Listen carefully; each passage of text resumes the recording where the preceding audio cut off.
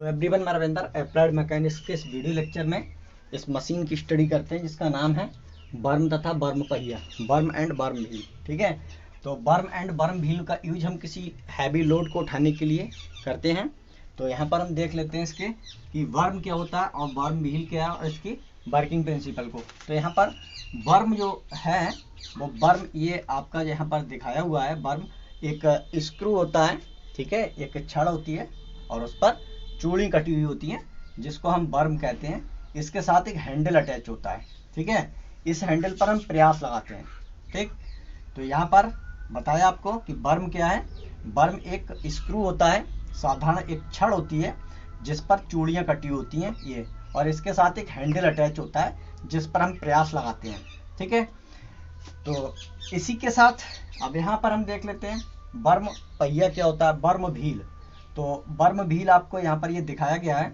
तो बर्म व्हील ये एक पहिया होता है, ठीक है, जिसके ऊपरी ये सतह पर, ये परिधि पर, जो बर्म व्हील है उसकी ऊपर ही सतह पर, परिधि पर ये इस तरह से कुछ खांचे कटे होते हैं, दांते, ये इस तरह से दांते बने होते हैं, ठीक है।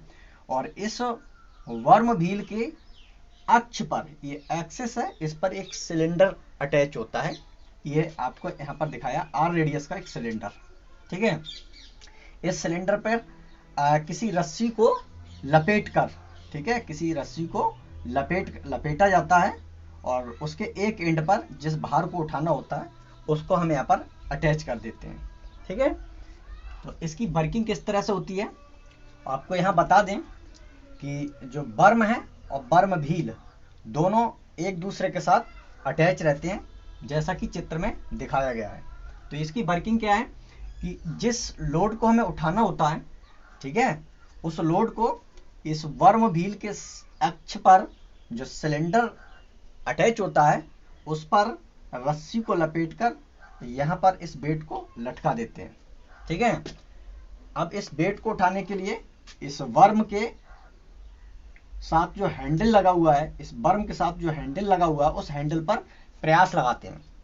प्रयास लगाने से ये जो बर्म है वो बर्म घूमता है, ठीक है। हैंडल पर प्रयास लगाने से हैंडल को जब घुमाते हैं तो उसी के साथ साथ ये बर्म घूमता है और बर्म के से अटैच बर्म व्हील भी इसी के साथ साथ घूम जाता है और ये लोड ऊपर की ओर उठ जाता है, ठीक है। तो यहाँ पर हमने कुछ चीज़ मानी है, वो क्या है, ये इसकी वर्किंग हो गई, ठीक है। यहाँ मैंने दिखाया है ये जो P है इसको कैपिटल P कहो या स्मॉल p कहो या कुछ भी, ये इसकी पिच है, ठीक है। ये वर्म व्हील की पिच है, यानी दो जो दांते होते हैं उन दांतों के बीच की डिस्टेंस को हम पिच बोलते हैं, ठीक है। और यहाँ पर बर्म पर हमने दो चूड़ियों के बीच की ये डिस्टेंस है, इसको हमने पिच कहा है। इसी को हम चूड़ी अंतराल भी बोलते हैं। ये क्या है, चूड़ी अंतराल, और ये भी आपकी चूड़ी अंतराल है, ठीक है। तो ये आपकी, इनको हमें अलग अलग मार्क करना चाहिए, ठीक है। ये स्मॉल p हो गई, इसको कोई दूसरी p नाम दे दें, p डैश से नाम दे सकते हैं, ठीक है। तो यहाँ पर हमने जो हत्था है, बर्म का हत्था है, ये हैंडल, इस हैंडल की यहाँ से यहाँ तक ये जो लंबाई है इसको कैपिटल R माना है, ठीक है। L भी मान सकते हैं। और इस हैंडल पर प्रयास के लिए हमने यहाँ दिखाया कि प्रयास P है, इसको हैंडल बोला है, ठीक है। और यहाँ पर भार W ये दिखाया है, ये वाला आपका ड्रम कहलाता है, ड्रम या कुछ सिलेंडर, ठीक है। इसकी रेडियस स्मॉल r है। और ये आपका बर्म है, इस बर्म पर जो दांते कटे हुए हैं उन दांतों की कुल संख्या T हमने मान रखी है। यहाँ पर बेरिंग लगे होते हैं जिस पर ये वर्म घूमता है, इसके लिए सपोर्ट प्रोवाइड कराता है ये, ठीक है, बेरिंग पर ये घूमता है। तो हमने यहाँ पर कुछ चीज़ मानी है। माना बर्म पहिए पर दांतों की संख्या, टोटल दांतों की संख्या हमने कितनी मान ली, कैपिटल T, और बेलन की त्रिज्या स्मॉल r। जो बेलन यहाँ पर अंदर जिस पे हम रस्सी को लपेट कर किसी लोड को उठाते हैं उसकी रेडियस हमने r मानी है। जो लटकाया गया भार, मान लीजिए W न्यूटन का कोई भार हमने लटकाया है, लगाया गया प्रयास, यानी जो बर्म है उसके हैंडल पर लगाया गया प्रयास कैपिटल P को मान लिया है। हत्थे की लंबाई हमने कैपिटल R को माना है, ठीक। तो यहाँ पर अब इसकी वर्किंग को फिर से देखते हैं और इसमें क्या होता है तो जो हत्ता होता है बर्म का हत्ता, यानी हत्ते को एक चक्र में घुमाने पर प्रयास P द्वारा चलेगी दूरी। ठीक है, ये बर्म के साथ जो हत्ता अटैच है, इस हत्ते को जब हम घुमाएंगे तो ये सर्किल के रूप में घूमेगा। ठीक है भाई, इस तरह से घूमेगा। तो प्रयास P इस हत्ते की एक चक्कर में, है ना, कितनी डिस्टेंस ट्रेवल करेगा, जो हत्ता अपनी परिधि के बराबर चलेगा एक चक्कर में, वही प्रयास P द्वारा चलेगी दूरी होगी। ठीक है, तो हत्ते को एक चक्र में घुमाने पर प्रयास P द्वारा तय की गई दूरी वो कितनी होगी, इसकी परिधि के बराबर। ठीक है, तो यहाँ पर हत्ते को एक चक्र में घूमने पर प्रयास P द्वारा तय की गई दूरी, तो प्रयास P कितनी डिस्टेंस तय करेगा एक चक्कर घूमने में। तो जब हम प्रयास P को ट्रैवल करेंगे तो वो क्या करेगा, परिधि के बराबर, यानी जो एक सर्किल फॉर्म में प्रयास चलेगा, यहाँ से चल के यहाँ जाएगा, प्रयास चलेगा यहाँ से चल के ऐसे जाएगा, तो जितनी उसकी परिधि होगी उसके बराबर ये डिस्टेंस तय करेगा। तो यहाँ पर हमने बता दिया 2πr। ठीक है, क्योंकि ये जो फॉर्म होगा वो इस तरह से फॉर्म होगा। ठीक है, अगर ये इतनी डिस्टेंस ट्रैवल कर रहा है तो जब हत्ता एक चक्र घूमेगा, ठीक है, तो उसी के साथ साथ ये बर्म अटैच है, बर्म भी एक कंप्लीट चक्कर कर लेगा हत्ते के साथ। जब हत्ता एक चक्र कंप्लीट करेगा तो उसी समय पर उसी के साथ साथ ये बर्म है वो भी एक चक्कर कंप्लीट अपना कर लेगा। ठीक है, जब ये एक चक्कर कंप्लीट करेगा तो ये जो चूड़ी हैं ये बर्म के साथ घूमेंगी और इसके साथ बर्म भील अटैच है। तो यहाँ होगा क्या, जो बर्म भील की जो खांचे हैं, ठीक है, हत्ते को एक चक्कर कंप्लीट करने में एक खांचा, जो एक खांचा है वो उधर हट जाएगा, आगे की ओर हट जाएगा, या उल्टा अगर हत्ता घुमाएं तो ये पीछे की ओर हट जाएगा। तो हम मान रहे हैं कि हम सीधा घुमा रहे हैं हत्ते को, हमने जब एक चक्कर कंप्लीट किया तो उसके साथ साथ ये स्क्रू भी एक चक्कर कंप्लीट करेगा और स्क्रू के साथ अटैच, स्क्रू के जो चूड़ी हैं वो बर्म भील के खांचों के साथ अटैच हैं।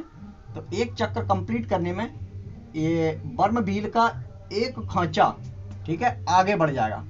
नेक्स्ट चक्कर में ये वाला खांचा है वो यहाँ पहुंच जाएगा। ठीक है, देखिए भाई, एक चक्कर जब कंप्लीट होगा तो इस खांचे की पोजीशन यहाँ आ जाएगी, इस खांचे की पोजीशन यहाँ आ जाएगी और इसकी पोजीशन इधर आ जाएगी। ठीक है, और जो स्टार्टिंग में था वो पोजीशन यहाँ आ जाएगी इसकी। ठीक है, तो हर चक्कर में क्या होगा, एक खांचा आगे बढ़ता चला जाएगा।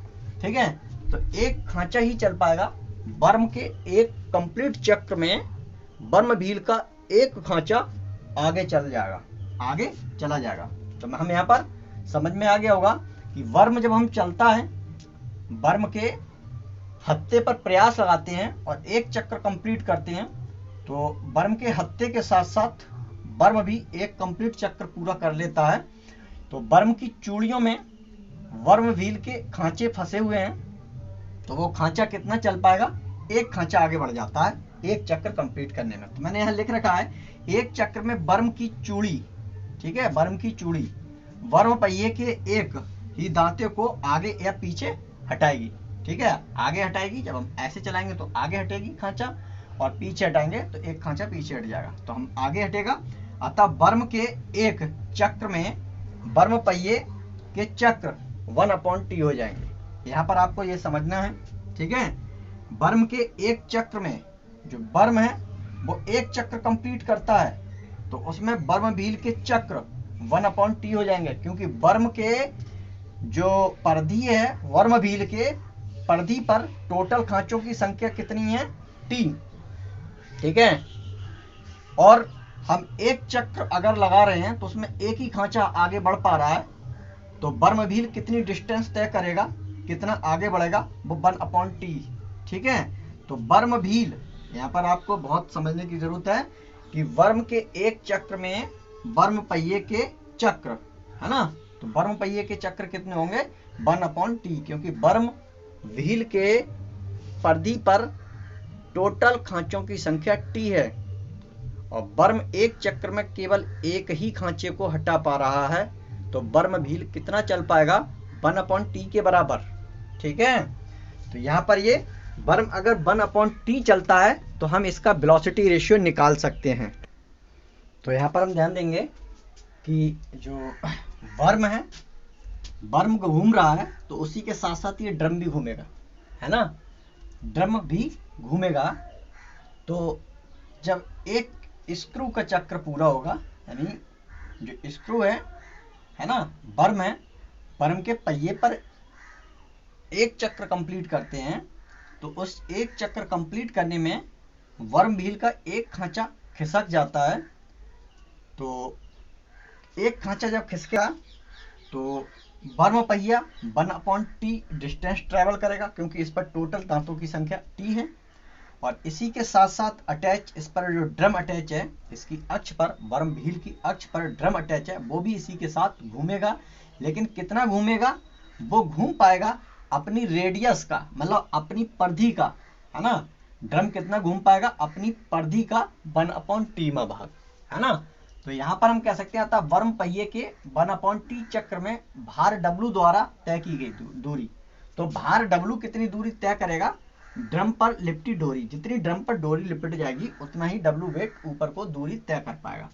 तो वो दूरी कितनी तय करेगा, जो ड्रम है उस ड्रम की जो परिधि है, उस परिधि का 1/t भाग, ठीक है। तो 1/t इंटू 2πr, 1/t, क्योंकि ये जो वर्म व्हील है वो 1/t ही चल पा रहा है, क्योंकि इस पर टोटल दांतों की संख्या t है, ठीक। तो अब ये ड्रम कितना चल पाएगा, 1/t इंटू 2πr। तो ये भार द्वारा चली गई दूरी हमारे पास इस तरह से निकल आएगी। अगर भार द्वारा चली गई दूरी हमने निकाल ली तो हम इसका वेलोसिटी रेशियो निकाल सकते हैं, ठीक है। इसका वेग अनुपात क्या होगा, प्रयास द्वारा चली गई दूरी। तो प्रयास द्वारा चली गई दूरी हमने कितनी निकाली थी, यहाँ पर निकाली थी, देखिए 2πr, प्रयास द्वारा चली गई दूरी अपॉन भार द्वारा चली गई दूरी। तो भार द्वारा चली गई दूरी 2πr/t, है ना। तो यहाँ से 2π से 2π कैंसिल कर देंगे और t ऊपर आ जाएगा, तो हमारे पास हो जाएगा RT/r। तो ये हमारे पास वेलोसिटी रेशियो हो जाएगा, वेगानुपात, है ना। जब वेगानुपात हमने अगर निकाल लिया तो आदर्श मशीन के लिए एफिशिएंसी अगर हम 1 कह दें तो हमारे पास मैकेनिकल एडवांटेज वेलोसिटी रेशियो के बराबर हो जाता है। तो मैकेनिकल एडवांटेज वेलोसिटी रेशियो के बराबर हो जाएगा, तो RT/r। यहाँ पर फार्मूले में आपको ध्यान रखना है, ठीक है, कि R क्या है, हत्थे की लंबाई, T क्या है, वर्म व्हील पर दांतों की कुल संख्या, R क्या है, ड्रम की रेडियस। तो हम इस तरह से ये वर्म व्हील के लिए हमने पढ़ा है कि वर्म व्हील क्या है, ठीक है। तो वर्म व्हील को हमने इस तरह से खत्म कर लिया है, आपको समझ में आया होगा। तो यहाँ पर एक बात और समझने वाली है कि अगर वर्म हमारे पास है, जो वर्म, अगर इसमें चूड़ियाँ सिर्फ 2 ही हों, ठीक है, अगर चूड़ियाँ 2 होंगी, यानी वर्म पर चूड़ियाँ कितनी हो, 2, ठीक है। अगर 2 चूड़ियाँ होंगी तो वर्म चक्कर, एक जो वर्म पहिया है वो एक चक्कर में 2/t डिस्टेंस तय करेगा, ठीक है।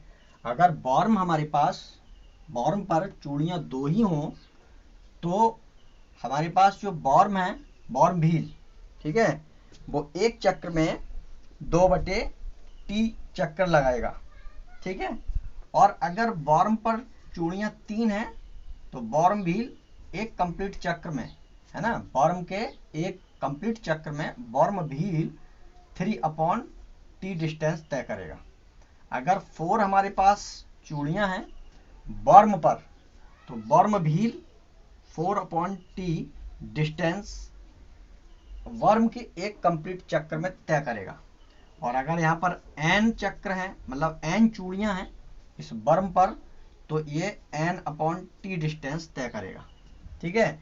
अगर ये इस तरह से है तो हम यहाँ पर इस जनरल फार्मूले में अगर आइडियल केस में लगाएं तो हमारे पास जो वैल्यू आएगी वो क्या हो जाएगी, t की जगह पर कितना होगा, t की जगह पर यहाँ पर n/t, है ना, कितना आएगा निकल के, n/t, यहाँ पर n/t।